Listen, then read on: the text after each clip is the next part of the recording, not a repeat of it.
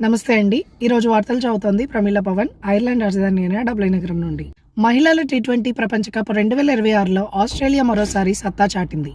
Lord's వేదికగా జరిగిన ఫైనల్లో ఇంగ్లాండ్ను 7 వికెట్ల తేడాతో ఓడించి రికార్డు స్థాయిలో మరోసారి ప్రపంచ ఛాంపియన్గా ఆస్ట్రేలియా నిలిచింది. ఐర్లాండ్ ఏకీకరణపై ప్రణాళికలు ప్రారంభించాల్సిన సమయం వచ్చిందని షిన్ఫెయిన్ నేత మేరీ లూ మెక్డొనాల్డ్ అన్నారు.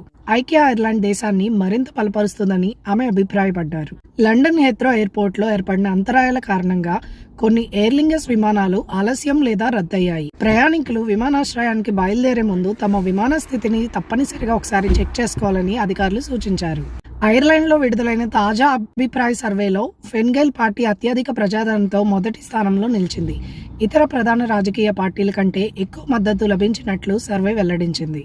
2027 బడ్జెట్కు ముందు ఖర్చుల కోతలపై మంత్రుల మధ్య తీవ్ర విభేదాలు నెలకొన్నాయి. ప్రభుత్వంలోనే వివిధ శాఖల మధ్య అభిప్రాయ భేదాలు ఉన్నట్లు సమాచారం. ఐర్లాండ్ జట్టు సిడ్నీలో జరిగిన నేషన్స్ ఛాంపియన్షిప్ రగ్బీ మ్యాచ్లో ఆస్ట్రేలియాపై 33-31 తేడాతో ఉత్కంఠభరిత విజయం సాధించింది. చివరి క్షణాల్లో గెలుపు నిర్ణయమైంది. ఐర్లాండ్లో వచ్చే వారం ఉష్ణోగ్రతలు పెరగనున్నట్లు వాతావరణ శాఖ తెలిపింది. కొన్ని ప్రాంతాల్లో ఉష్ణోగ్రతలు సుమారుగా 25 డిగ్రీల సెంటీగ్రేడ్ వరకు చేరే అవకాశం ఉందని అంచనా వేయబడింది. ఇవి ఈ రోజు వార్తలు. తిరిగి రేపు మళ్ళీ కలుద్దాం. నమస్తే.